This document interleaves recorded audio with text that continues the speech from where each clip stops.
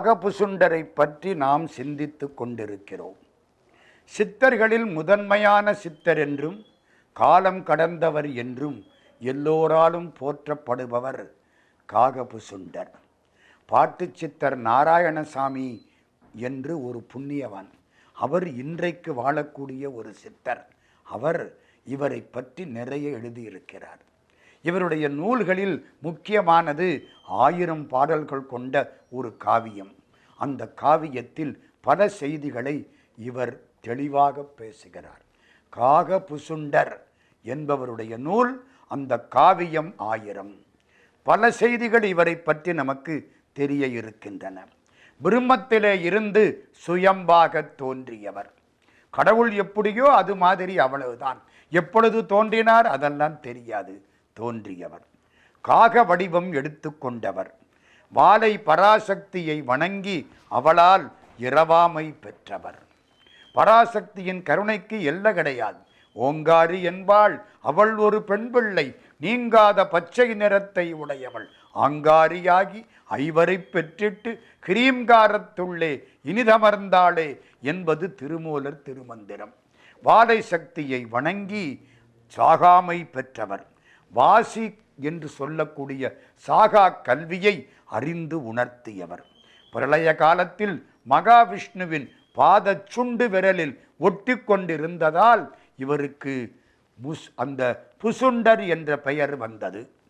ஹரித்துவாரில் இருந்து பத்ரிநாத்துக்கு போகிற வழி.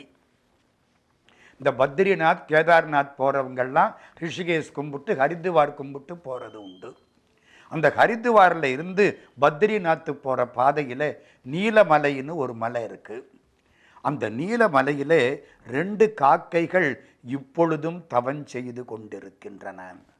பாட்டு சித்தர் நாராயணசாமி ஐயா இதை பற்றி தெளிவாக எழுதுகிறார். அந்த பகுதி நீலமலை, அங்கேதான் காகபுசுண்டரும் அவர் மனைவி பகுலாதேவியும் அங்கே 2 காக்கைகளாக தவம் செய்து கொண்டிருக்கிறார்கள். உங்களுக்கு இன்னொன்று தெரியுமா? பாபாஜின்னு அடிக்கடி இந்த திரைப்படத்தில் நம்ம கேள்விப்படுறோமே. பாபாஜியினுடைய குகை இதற்கு பக்கத்திலே இருக்கிறது, நீலமலைக்கு பக்கத்திலே. எங்கே? ஹரித்துவாரிலிருந்து பத்ரிநாத் போகிற வழி. ஆச்சாள்புரத்திலே ஒரு காகபுசுண்டர் கோயில் இருக்கிறது. ஆச்சாள்புரம்னா எந்த ஊர்? அதுக்கு மனம் வந்த இடம்னு பேர். தக்கிருந்தீரென்று தாளால் அரக்கனை உட்கிருந்தொல்க உயர்வரை கீழிட்டு நக்கிருந்தீர் இன்று நல்லூர் பெருமணம் புக்கிருந்தீர் எமை போக்கருளீரே. ஞானசம்பந்த பிள்ளையாருக்கு 16 வயசு. 16 வயசிலே கல்யாணம். முதலில் மறுத்தார், அப்புறம் ஒப்புக்கொண்டார். பொண்ணுக்கு பேர் சொக்கியாருன்னு பேர். இது பெரிய புராணத்தில் இல்லை, கல்வெட்டுக்களில் இருக்கு. சொக்கியாருக்கு ஞானசம்பந்தருக்கும் கல்யாணம். வைகாசி மாதம் மூல நட்சத்திரம். கல்யாணம் முடித்த உடனே எல்லாரையும் அடைத்து கொண்டு கோயிலுக்குள் போனார். ஒரு ஜோதி உண்டாயிற்று. அத்தனை பேரையும் ஜோதிக்குள் செலுத்த வேண்டும். காதலாகி கசிந்து கண்ணீர் மல்கி ஓதுவார்தமை நன்னறிக்கு உய்ப்பது வேதம் 4னும் மெய்ப்பொருளாவது நாதன் நாமம் நமசிவாயவே என்று தொடங்கி 11 பாடல்கள் பாடி இதை படித்தால் பாவம் பறையுமே என்று முடித்தார். எல்லோருடைய பாவங்களும் தொலைந்து போயின. அதனாலே எல்லோரும் இறைவன் திருவடியில் ஜோதியில் கலந்தார்கள் என்று ஒரு செய்தி உண்டு. இது ஆச்சாள்புரம். இந்த ஊருக்கு ஆச்சாரியபுரம், பின்னாலே அது ஆச்சாள்புரமாக மாற்றப்பட்டு விட்டது. இந்த ஊரில் இன்னொரு செய்தியும் சொல்வார்கள். திருஞான சம்பந்த பிள்ளையார் எல்லாரையும் ஜோதியில் கலக்கச் செய்தார். கோயிலுக்கு வெளியிலே ஒரு பெண் நின்று கொண்டு சுவாமி என்று அழைத்தாள். சாமி திரும்பி பார்த்தார். நான் வீட்டுக்கு விளக்கா இருக்கிறேன், நான் கோயிலுக்குள்ளே வரலாமா? சாமி சொன்னாராம், பெரும் நெருப்புக்கு ஈரம் கிடையாது, உள்ளே வா. உள்ளே வந்தாள். அவளும் இறைவனுடைய ஜோதியில் கலந்து விட்டாள். இது புலவர் புராணத்தில் இருக்கிறது, பெரிய புராணத்தில் இல்லை. அந்த ஊர் ஆச்சாள்புரம். ஆச்சாள்புரத்தில் தமிழ்நாட்டில் காகபுசுண்டருக்கு தனியாக ஒரு கோயில் இருக்கிறது. அதே மாதிரி சிதம்பரத்திலிருந்து கடலூர் போகிற வழியில் ஆலப்பாக்கம்னு ஒரு ஊர். அந்த ஆலப்பாக்கத்திலே புசுண்டலிங்கேஸ்வரர் கோயில். காகபுசுண்டர் சிவபெருமானுடைய லிங்க வடிவத்தில் காட்சி கொடுக்கிறார். பல பெருமக்கள் சென்று வழிபாடு செய்து வருகிறார்கள். சின்ன சேலம்னு ஒரு ஊர் விழுப்புரத்துக்கிட்ட. தென் பொன் பரப்பின்னு அங்கே ஒரு சின்ன கிராமம். அங்கே ஒரு காகபுசுண்டர் கோயில். அந்த சிவலிங்கம் 16 பட்டைகளோடு காட்சியளிக்கிறது. தமிழ்நாட்டிலே நிறைய கோயில்கள் இவருக்காக அமைக்கப்பட்டன. இந்த நாகப்பட்டினத்துக்கு பக்கத்திலே வடக்கு பொய்கை நல்லூர் அப்படின்னு ஒரு ஊர் இருக்கு. நல்ல மக்கள், இலக்கிய ஈடுபாடு அதிகம் கொண்டவர்கள். இந்த வடக்கு பொய்கை நல்லூரில் கோரக்கருக்கு சமாதி இருக்கிறது. அங்கே இருந்து கொஞ்ச தூரம் போனால் ஒரு சின்ன காடு. அந்த காட்டுக்கு பெயர் காகபுசுண்டர் வனம். அந்த காட்டிலே ஒரு அம்மன் கோயில், பால்மொழி அம்மன். வாலை பராசக்தி பால்மொழி அம்மனாக அங்கே வீற்றிருக்கிறாள். எல்லோரும் போய் வழிபாடு செய்கிறார்கள். இது தவிர தென்பாண்டி பக்கத்திலே ராஜபாளையத்தில் இருந்து தென்காசி போகக்கூடிய பகுதியில் திருவழுக்குப்பாறை அப்படின்னு ஒரு சின்ன மலை. அது காகபுசுண்டர் தவமிருந்த மலை என்று ஞானிகள் பேசுகிறார்கள். அங்கே ஒரு அம்பாள் தலையிலே அமிர்த கலசத்தோடு காட்சியளிக்கிறாள். அவள் வாலை என்று வழிபாடு செய்கிறார்கள். அம்மையினுடைய தவக்கோலம் என்று வழிபடுகிறார்கள். காகபுசுண்டர் தவமிருந்த மலை ராஜபாளையத்திலே இருந்து தென்காசி போகக்கூடிய வழியில் உள்ள திருவடுக்குப்பாறை. அதையெல்லாம் விட ரொம்ப சிறப்பு திருக்கூடல் மலை. மதுரையிலே திருப்பரங்குன்றத்துக்கு பக்கத்திலே திருக்கூடல் மலை. காகபுசுண்டர் அங்கே வசித்தார். மச்சேந்திர சித்தர் என்ற நாதருக்கு இரவா நிலை தந்தார்.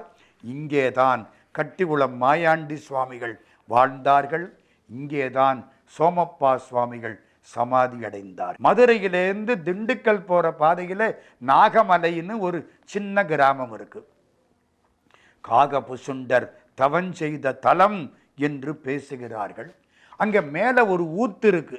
அந்த ஊத்திற்கு காக்கா ஊத்துன்னு சொல்றாங்க. அந்த ஊத்து ஒரு மரத்தின் அடியில இருந்து புறப்படுது. ஒரு 50-60 அடி ஓடி வருது. அடுத்த மரத்தின் கீழே போய் மறைஞ்சிருது. காக்கா ஊத்துன்னு பேர்.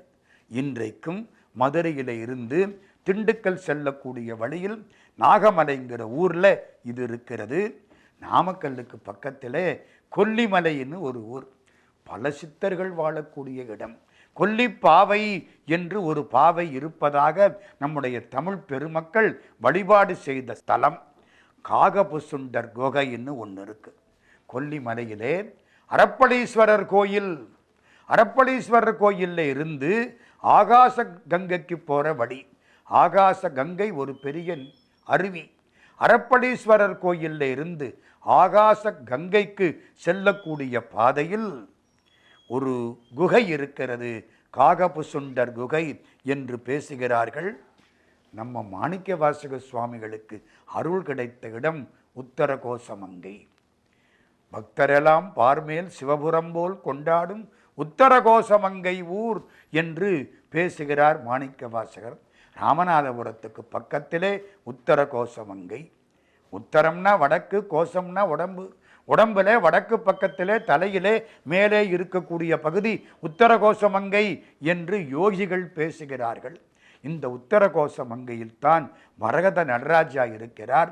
உத்தரகோசமங்கையில் காகபுசுண்டர் ஜோதி வடிவாய் காட்சி அளிக்கிறார் என்று சில நூற்களில் கூறப்பட்டிருக்கிறது. அப்புறம் திருமலை ராயன் பட்டினம். அங்கே ஒரு காளி, ஆயிரங்காளியம்மன் அதுக்கு பேர். எல்லாம் 1000 படைப்பாங்க. 5 வருஷத்துக்கு ஒரு முறை பூஜை. 1000 பழத்தை எடுத்தா 1000, லட்டு எடுத்தா 1000, அல்வாவை இருந்தால் 1000 பொட்டலாம். எல்லாம் 1000. அம்பாள் திருமேனியை உள்ள வச்சிருப்பாங்க. 5 வருஷத்துக்கு ஒரு கத்தான் எடுப்பாங்க. ஆயிரங்காளியம்மன். அங்கே பகுலாதேவிக்கு ஒரு கோயில் இருக்கு. காகபுசுண்டருக்கும் பகுலாதேவிக்கும் கோயில் இருக்கிறது.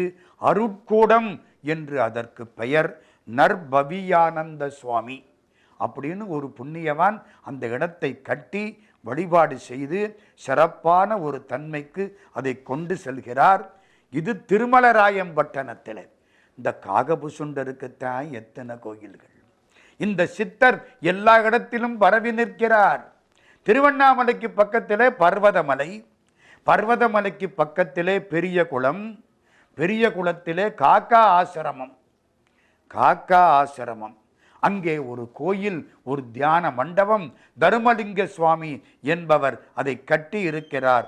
அதுவும் இந்த காகபுசுண்டருக்கான திருக்கோயில். நம்ம கோயம்புத்தூருக்கு பக்கம் மாஸ்திக் கவுண்டன்பதின்னு பேரு. கோவைக்கு பக்கத்திலே மாஸ்திக் கவுண்டன்பதி. அங்கே ஒரு அம்மன் ஆலயம், காகபுசுண்டர் வழிபாடு. ஒரு பெண் சித்தர் அங்கே இருந்து வழிபாடு செய்கிறார். காகபுசுண்டர் இவ்வளவு சிறப்பானவர். அவர் எழுதிய நூற்கள் பெருநூல் காவியம்னு 1000 பாட்டு. அது உரையோடு வெளிவந்து விட்டது. பாட்டு சித்தர் நாராயணசாமி அதை உரையோடு வெளிப்படுத்தி இருக்கிறார். காய சித்தி, ரசவாதம், நோய் நீக்கும் முறை, அடுத்தவர் கண்ணில் படாமல் இருத்தல் அப்படின்னு கிட்டத்தட்ட 700-800 செய்திகள் இந்த பெருநூல் காவியத்தில் குறிப்பாக சொல்லப்படுகின்றன. காகபுசுண்டர் ஞானம் 80, காகபுசுண்டர் உபனிஷதம் 31, காகபுசுண்டர் காவியம் 33, காகபுசுண்டர் குறள் 16, காகபுசுண்டர் நாடி என்று பல நூற்கள் காகபுசுண்டருடைய பெயராலே வெளிவந்திருக்கின்றன. இவர் எல்லாருக்கும் மூலமானவர். அதனாலே இவரை வழிபாடு செய்கிறார்கள். 18 சித்தர்களுக்குள் இவர் வராவிட்டாலும் அதுக்கு மேற்பட்டவராக விளங்குகிறார். சித்தர்கள் வரிசையில், பழைய சித்தர்கள் வரிசையில் தலையாய் அவர் காகபுசுண்டர். நம்ம ஒரு பழக்கம் வச்சிருக்கோம். இந்த பழைய சித்தரில் ஒன்று, இப்போ இருக்கிற சித்தர்களில் ஒன்று. இந்த 2 பேரையும் எடுத்து பேசிக்கிட்டே போகிறது நம்முடைய பழக்கம். காகபுசுண்டர் பழைய சித்தர். இப்போ உள்ள சித்தர்களில் அடுத்து நாம் பார்க்க இருப்பவர் சிறப்பான ஒரு சித்தர். அண்மை காலத்தில் நம்மோடு வாழ்ந்தவர், நிறைய பாடல்களை பாடியிருப்பவர். வடமொழியில் இருந்தாலும் அந்த பாடல்கள் எல்லோராலும் போற்றப்பட்ட பாடல்கள். எல்லா சங்கீத வித்வான்களும் அந்த பாடல்களை பாடுகிறார்கள். கரூருக்கு பக்கத்தில் நெரூர்னு ஒரு ஊர். பூர நட்சத்திரக்காரங்க அங்கே போய் வழிபாடு செய்ய வேணும் என்று சான்றோர்கள் சொல்கிறார்கள். 27 நட்சத்திரத்துக்கும் 27 ஆலயங்கள். பூர நட்சத்திரத்துக்கு உரியது கரூருக்கு பக்கத்திலே நெரூர். அங்கே சதாசிவ பிரம்மேந்திராள் சமாதி. அவருக்கு பேர் என்ன? சதாசிவம். சதாசிவத்தை நினை, சதாசிவத்தை நினை. நமக்குள்ளே 5 செயலில் செய்யக்கூடிய சிவபெருமான் இருக்கிறார். சிவபெருமானுக்கு 5 செயல்: ஆக்கல், காத்தல், அழித்தல், மறைத்தல், அருளல். ஆக்கிற பொழுது அவர் பிரம்மாவாய் இருப்பார். காப்பாற்றுற பொழுது அவர் திருமாலாய் இருப்பார், பிரம்மா விஷ்ணு. அழிக்கிற பொழுது ருத்ரமூர்த்தியாய் இருப்பார். மறைக்கிற பொழுது மகேஸ்வரனாய் இருப்பார். அருள் பண்ணி இனிமே பிறவி இல்லாம நமக்கு நிம்மதியை கொடுக்கிற பொழுது அவர் சதாசிவமாயிருப்பார். பிரம்மா, விஷ்ணு, ருத்ரன், மகேஸ்வரன், சதாசிவன். அதனால தான் ஞானிகள் சதாசிவத்தை நினை, உனக்கு அருள் கிடைக்கும். நம்ம பண்ணின வினைக்கு சஞ்சிதம்னு பேர். வினையில ஒரு பகுதியை இப்போ அனுபவிக்கிறேன்னு எடுத்துக்கிட்டு வந்தேன் பாருங்க, இதுக்கு பிராரப்தம்னு பேர். இப்போ புதுசாக வினை பண்ணுறேன் பாருங்க, இதுக்கு ஆகாமியம்னு பேர். இதெல்லாம் அழியணுமா? சதாசிவத்தை நினை, சதாசிவத்தை நினை. குங்கும சந்தன லேபிதலிங்கம், பங்கஜகார சுசோபிதலிங்கம், சஞ்சித பாப விநாசனலிங்கம், தத் பிரணமாமி சதாசிவலிங்கம், தத் பிரணமாமி சதாசிவலிங்கம். லிங்காஷ்டகம்னு பேர். 8 பாட்டு. சஞ்சித பாப விநாசனலிங்கம். சஞ்சிதம் மூட்டை கணக்கா இருக்கு, அதை பூரா எரிக்கக்கூடியவர் சதாசிவம். சதாசிவத்தினுடைய பெயரில் பிரம்மா, விஷ்ணு, ருத்ரர், மகேஸ்வரன் 4வரையும் விட சிறப்பாய் இருக்கக்கூடிய சதாசிவம் என்ற பெயரில் அவதாரம் செய்து சதாசிவத்தை நினைந்து சதாசிவ பிரம்மேந்திரராக காட்சி கொடுத்தவர் நாம் இப்பொழுது பார்க்க இருக்கின்ற பெரிய சித்தர். இந்த 18ஆம் நூற்றாண்டு நிறைய சித்தர்களை கண்ட ஆண்டு.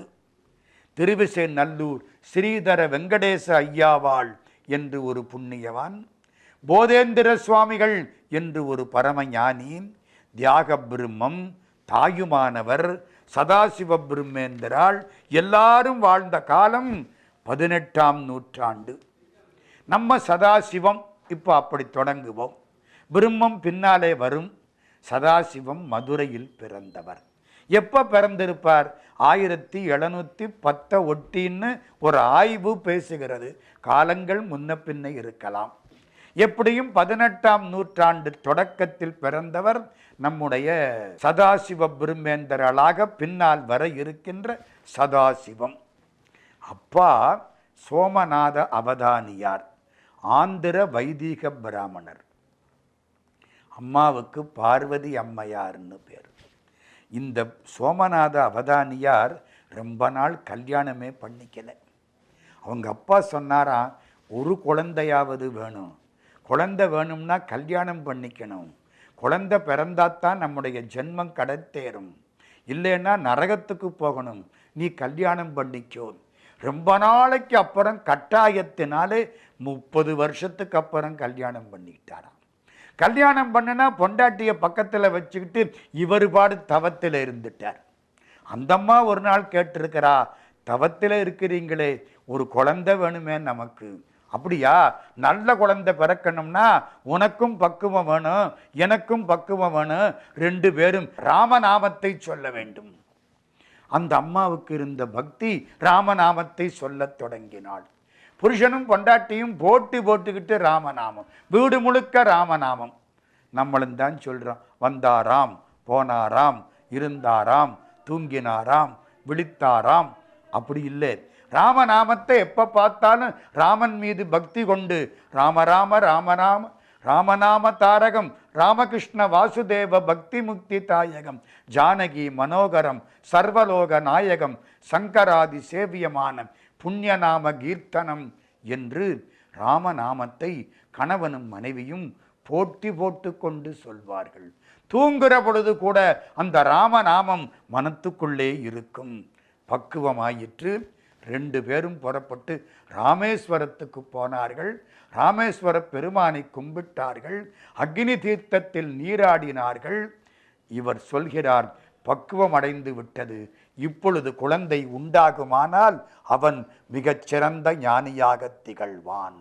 குழந்தை வேண்டும், நல்ல குழந்தை வேண்டும், ஞானியான குழந்தை வேண்டும், இந்த நாட்டை உய்விக்கக்கூடிய பரமஞானி பிறக்க வேண்டும் என்ற வழிபாட்டோடு 2 பேரும் இணைந்தார்கள். ஒரு குழந்தை பிறந்தது. அந்த குழந்தைக்கு என்ன பெயர் வைக்கணும்? வாசுதேவன் என்று பெயர் வைப்பது மாதிரி அந்த குழந்தைக்கு சதாசிவன் என்று பெயர் வைத்தார்கள். வடமொழி பயிற்சி இவருக்கு உண்டு, இசைப்பயிற்சி உண்டு. சின்ன வயசு. ஆரம்பத்தில் வச்ச பெயர் பிச்சுக்குப்பன். அதுக்கப்புறம் வச்ச பெயர் சிவராமகிருஷ்ணன். நமக்கு தெரிஞ்ச பெயர் சதாசிவம். அது பின்னாலே வரக்கூடிய பெயர். இப்போதைக்கு இவருக்கு பெயர் சிவராமகிருஷ்ணன். அதை நம்ம எடுத்துக்கிறோம்.